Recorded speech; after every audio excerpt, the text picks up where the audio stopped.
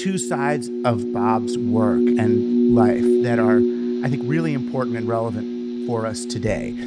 What we could call, and they intersect, the kind of the serious side, which is, what is it to journey through, the title of your book, Chapel Perilous, what he called the Chapel Perilous, to have that experience, to go through the spiritual crucible.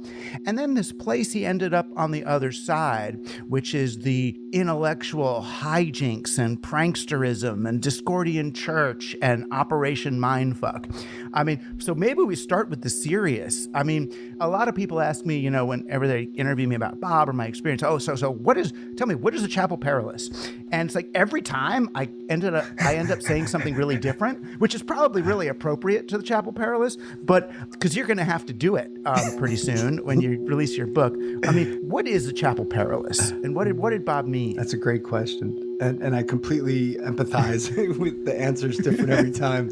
Well, it's a term that he borrowed from two sources, probably T.S. Eliot's poem, The Wasteland, and then T.S. Eliot borrowed the concept from British folklorist named Jesse Weston, who published a book in the 1920s, which I'm forgetting the name of that book at the moment. But the subject of the book, though, that Weston wrote was all about the King Arthur stories and basically the Grail romances and the search for the Holy Grail.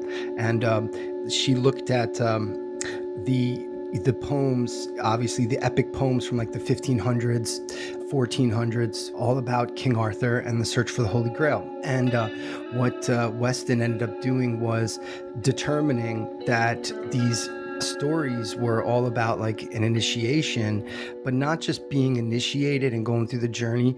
It's about preparing for an initiation. And so oftentimes the heroes and heroines of these Grail romances, they're looking for the Holy Grail, they're on the quest, but along the way they get caught in a chapel and some enclosed space, and it's possessed. It's a haunted house. All types of scary things happen, like dead bodies floating from the ceiling. The walls are bleeding. Some huge, scary hand comes through the walls, and everything you could think of about like a haunted house. And so then the task at hand becomes the hero or heroine has to transform the chapel, basically bring it back to life, cleanse it of the evil spirits, right? And then they get to move on. And then, of course, another story of it is there's like a seductress or seductor in the chapel as well. Anything to take the hero or heroine off their journey towards attaining this grail. But again, Weston says that these stories should be read as they were used as like rites, as some sort of initiation rites for people back in the day.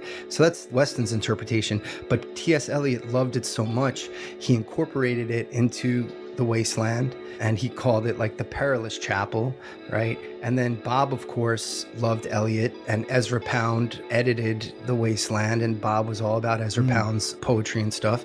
And he just, Bob, man, he was so good at grabbing something and making it his own. And so he took that term and pretty much internalized it more, but almost keeps it in line with Weston's perspective. Like for Bob, entering Chapel Perilous, it became a psychological state where one, that old Zen phrase, like, at first the mountain is the mountain, and then the mountain is not the mountain, and finally the mountain is the mountain. That's pretty much what the journey through Chapel Perilous seems to be, because it being a psychological state filled with meaningful coincidences, it's your own personal journey to figure something out or attain something, right? But it's different than like some banal sort of quest, because things that appear to be supernatural, you don't know what's causing these crazy things to happen in your life, And he, of course, like studied causality, like up the wazoo. He was all about always studying what's the cause of things, right? And so for him, it was a sort of psychological state that he had to journey through to get to the other side. And the way you're describing it, what it makes me think of, at least in Bob's case, it's that like weird stuff and weird coincidences and supernaturally things and conspiracy theory provoking phenomena are occurring all around him. Like the number 23 keeps showing up in all these coincidental ways. Then stuff's going on in space and the planet Sirius, and numbers and ages and cosmic events. And it's like, this is too coincidental to be true or to not be real on some level. And that's why what you say when he goes into causality. So he's looking for, well, what's the scientific possibility? What's the mathematical possibility? What's the supernatural possibility? What's the aliens? What's the spiritual? What's if it's God? What if the Bible's right? What if it's the pyramids? What if it's... And he goes through, and that's part of what he did in his work and what he describes in his Cosmic Trigger book is he puts on like different hats. I'm going to be Professor Bob. I'm going to be Cynic Bob. So sometimes he's like Amazing Randy, believing nothing at all, like Richard Dawkins. It's all materialism. There's nothing here. And sometimes he's friggin', Naomi Wolf, ready to say that Bill Gates can put nanobots, in our brains through 5G towers. And he treats them all. It seems like part of the Chapel Perilous journey involves treating them all with equal respect for at least a time. It's, you know what I mean? Yeah. Like, it's like, okay, I'm going to go walk down this, a little bit like Art Bell would. I've been talking a lot about him lately. When he would listen to a caller and just be, so then Chupacabra said what to you? And then, just take it all. Take it all as if, everything is true. As Bob would say, keep the lasagna flying over the, entertain those possibilities. So there's this time in the Chapel Perilous where you do that, but then how do you get out on the other side? What do you pass through it, or do you just get used to it and you live there for the rest of your life? 100%. Yeah, that's an interesting thing too. When the way he presents it in Cosmic Trigger, the volume 1, he does get out the other side because he's a great writer and he understands the hero's journey, and you need an ending, Yeah. And he's so giving, man, because he gave his buddy Leary the sort of grand finale in a way, that at the end of Cosmic Trigger, Leary is the guy that provides the final jewel of knowledge to signify, hey, I made it through the other side. And which is, if anyone gives you any negativity, you just take it and you give it positivity right back. Easier said than done, my friend. Well, and easier said than done for Robert Anton Wilson, who at the height of his both spiritual and financial journey and threat, and after all this stuff he put his family through in order to stay true to this quest and not take a stupid job and keep writing about what he cared about, at the peak of all that, his young daughter, an angelic, innocent presence, is brutally, violently murdered. Yeah. That's going to yank you out of the chapel right away. Something like that could have killed many a man. I don't know how I would live through that. And that's, what happens at the end of that section of his book and his life is, yeah, I can understand that. And you turn to say, okay, let's go to the wisdom of my elder, or, but it yanked him out of the chapel, didn't it? Well, my argument in the book, in a way, is that Chapel Perilous is a fitting metaphor for life, especially these days.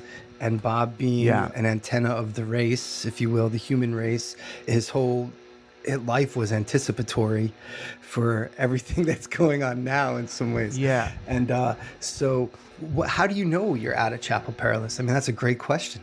How do you really know? Right. It's like asking, do you ever come down off your first trip, or do you just get used to seeing the world that way? Good point. Yes, 100%. 100%. Because I think it's just sort of he recontextualized things, and a good illustration of this is where he basically chose the metaphor of the puka, the 6-foot-tall white rabbit from Kerry, Ireland, who manifested to him while he was watching Harvey, the movie with James Stewart, about a 6-foot-tall talking rabbit from Kerry, Ireland, and sort of just settled on, this is all kind of ridiculous, isn't it? He settled on a more materialistic notion that his left brain was talking to his right brain, and this is what was causing sort of these feelings of getting interstellar ESP communications from Sirius, or from some, Sufi wheelhouse from Afghanistan or something like that. Right. He went into that kind of Julian James breakdown of the bicameral mind. This is an intercerebral phenomenon. It's both quantum and biological, mechanical at the same time, creating this experience for my being moving through time and space. I mean, this is something I wonder about. Did Bob make it through the Chapel Perilous in a way? Well, I guess it all comes down to what's the notion of the Grail? What is the Holy Grail in your life? What is this about? Because did Bob attain communion with the Holy Grail? Like at the end of Indiana Jones Part 3, did he get to drink from the cup? And I mean, I guess people have to read the book to find out, Yeah. I mean, it's interesting as a Catholic, and I think a lot about Leary in this regard. He put the Holy Grail after death. He made it about the bardos, that it's the white light. So it's when you die and you go through the bardos. And that's sort of a Chapel Perilous, the way it's described. There are all these temptations and good things and bad things, but you kind of have to keep your eye on the prize, stay on the path, go to the light, and you make it. And if you don't, you fall back in and you get reincarnated again. I mean, that's sort of where it seems to me, I don't have a grail in life. It's so one-pointed. It's so Aristotelian. And I wouldn't think Bob did either. But what I want to get to is, so he had all those experiences, and where he went with it in his work was toward what we could call, as an embracing concept, what we would call Operation Mindfuck, which is all of this stuff, like the Discordian church where everybody's a pope and you believe everything or nothing, to the books, the Illuminatus trilogy, which is like every single conspiracy theory in the world you ever thought of, all wrapped up into one giant global world order thing, which is both true but not. I mean, it's a giant prank, and Operation Mindfuck itself, which is what, he was involved in, and Abby Hoffman trying to levitate the Pentagon, and Paul Krasner saying that Lyndon Johnson penetrated JFK's exit wound with his, thing on the airplane in front of Jackie O, all this stuff. And from what I understood, this was like almost like a situationist Dada-esque political prank to kind of try to destabilize a humdrum consensus, to wake America up out of its consumerist trance and to get more playful. And I mean, what I've worried with Are You Serious on the show a couple of years ago when Trump was elected president was, well, did this experiment work too well? Are we so? Because right now we're utterly destabilized, but without even going there yet, at the time, it was a kind of a form of political, mental, psychic activism, no? Oh, big time.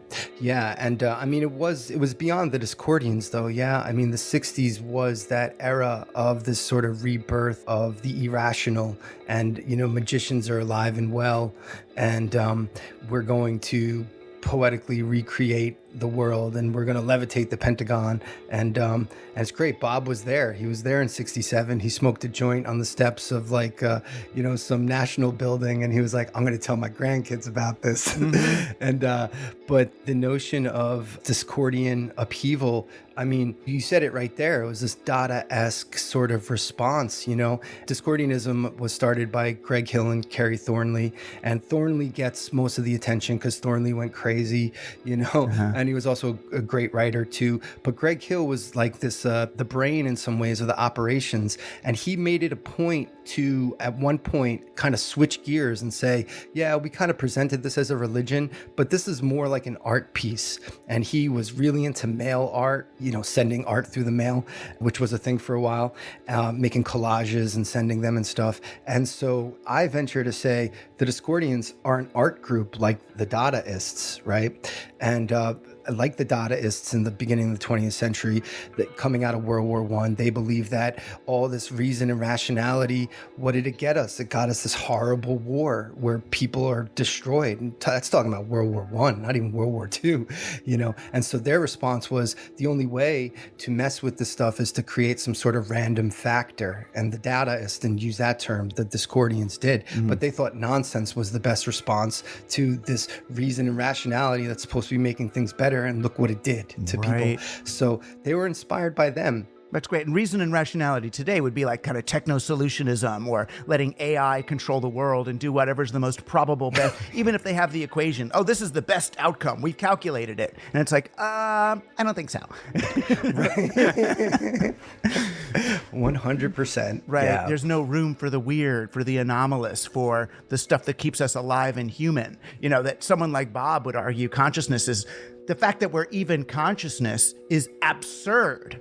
It's absurd that we're even alive and here and conscious. So you really want to end absurdity? No, no, no, no, no. If you want more life and more stuff, you want to embrace it, enhance absurdity, right? Pedal to the metal on the absurd.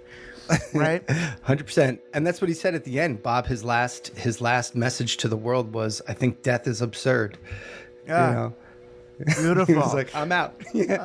Death is absurd. That's funny. Yeah, Timothy's was why not? Why not? Oh my Awesome. gosh, it is. You look at that, you look at what Bob was navigating in terms of his life challenges, which is pretty much the greatest bad trip someone can imagine, right? Their own child being violently murdered. He dealt with the darkest of the dark that you could engage with and maintained a prankster ethic, right? Which means that somehow he developed certain navigational skills, and I've been having a really dark time myself lately. And when I think about Bob, just even as a presence, and I don't mean to deify him or gurify him or anything, but Bob, what he learned, what he transmitted through his existence was a father figure on the one hand, an Uncle Bob, but I feel like he's kind of the benevolent, uncastrated male figure that so many young men in particular could have used today to not go crazy Gamergate, QAnon, incel madness. In other words, there's a way of navigating all the conspiracy, all the confusion, all the destabilization. I feel like if Bob were around today, there might not be quite so much crazy. When I look at Twitter and the hate and the stuff going on, I feel like this is a lack of Bob. There's an obvious lack of Bob here. 100%. Oh, 100%. Yeah, man. I mean, something weird about Twitter and social media websites is they seem more anti-social media than social media. The way that it's sort of set up to begin with is, from flame wars to just like people you never heard of. It's like having a conversation at a party and you're talking and someone just comes in and starts heckling you out of nowhere off the street. To me, Twitter feels like that in so many ways. And then two more people come in off the street and start piling on. And you're like, excuse me, I was just speaking to Doug here. Yeah. I don't even know who you are.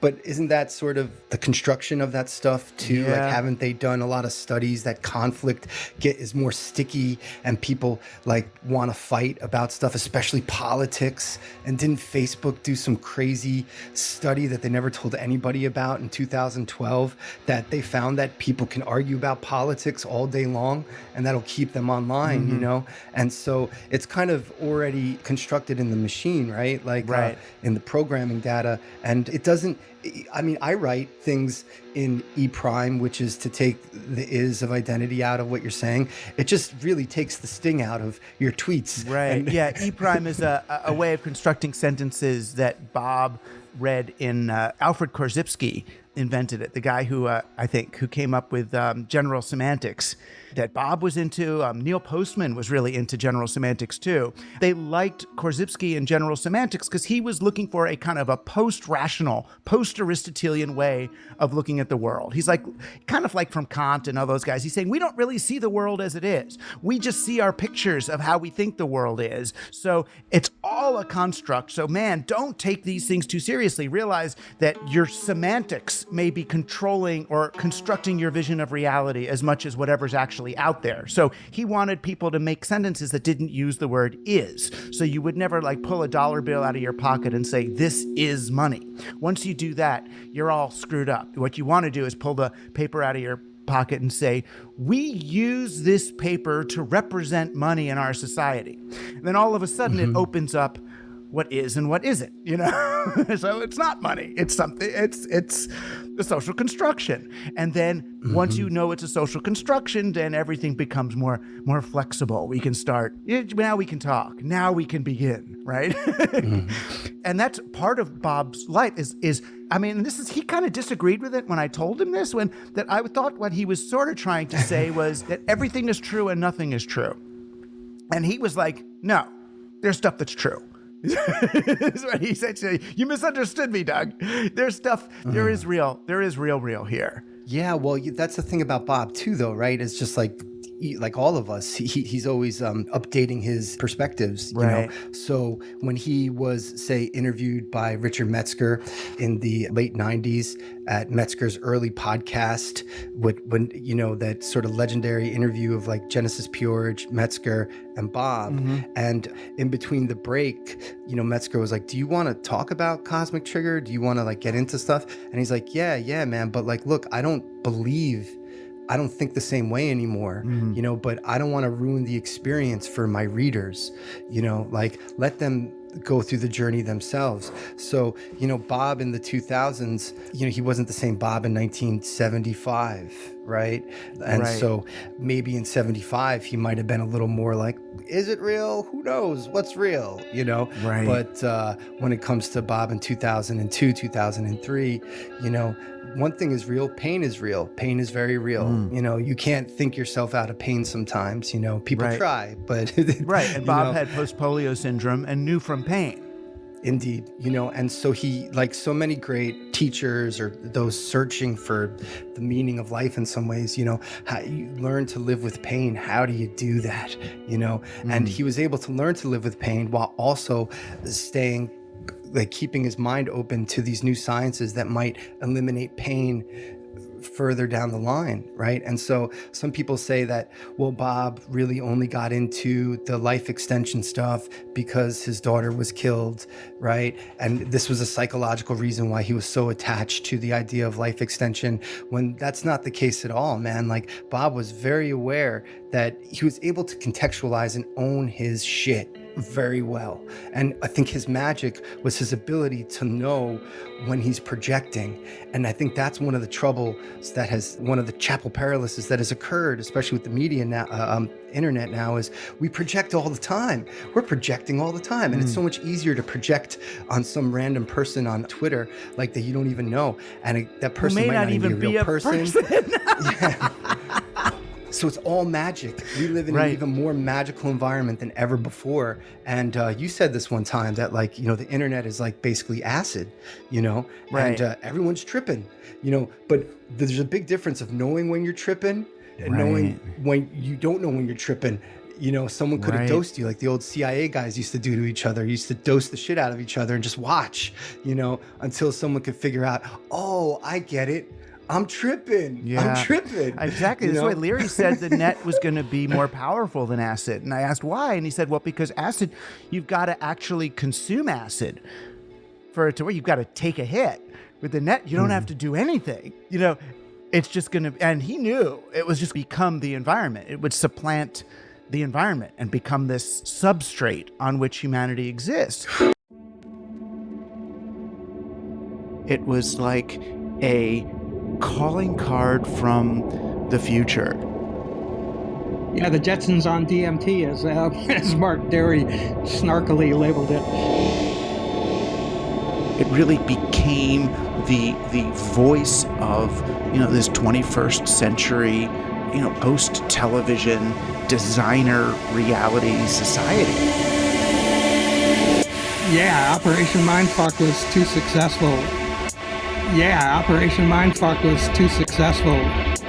Yeah, Operation Mindfuck was too successful. So as I see it, America is living in a kind of a psychedelic substrate. So as I see it, America is living in a kind of a psychedelic substrate made of digital technology, but we're having a bad trip. Yeah, Operation Mindfuck was too successful. Yeah, Operation Mindfuck was too successful. Yeah, Operation Mindfuck was too successful. And that's because we don't realize, we can't remember, we can't recall or retrieve the basic truth that we're living in a media environment that gives us a creative capacity over reality. I genuinely believe we figured that out in the 60s and 70s. We are creating reality in real time. See what's going on out there? We are creating that. We are actively creating that. We're making this thing, which is why it looks the way it does. We're making this thing, which is why it looks the way it does. We're making this thing, which is why it looks the way it does. So we need to get a little bit of psychic discipline. You know, there's so little hope right now. That's part of the appeal. So you know all that stuff, but that doesn't say who I really am. So you know all that stuff, but that doesn't say who I really am. So you know all that stuff, but that doesn't say who I really am. That doesn't say who we really are. We can hope. But there's a way to bring a little bit of hope back into what we're doing. You know, it does seem stronger. You know, it does seem stronger. You know, but the original strain of cyberpunk ethos, those who see in technology and media a way to express rather than repress human creativity, we're still here. Economic and social collapse just make us all the more real and present as we all have to look for alternative ways and paths to express ourselves. You can use YouTube and become something way better than some, Justin Bieber awful celebrity. You can use it to actually create work that makes us interrogate ourselves. Heather Dewey Hagborg, who's using DNA to create models of what people look like. I mean, there are a lot of people who are looking at these technologies today, especially in the failure of the digital economy. And it's a failure of the digital economy. In the wake of the failure, they're looking at these things. They're looking at that failure as fertilizer for these new ideas. Who reify what it means to be human. Who reify what it means to be human. By looking for ways to express and implement a civic reality of shared responsibility, economic equality, and universal human flourishing. We can do this.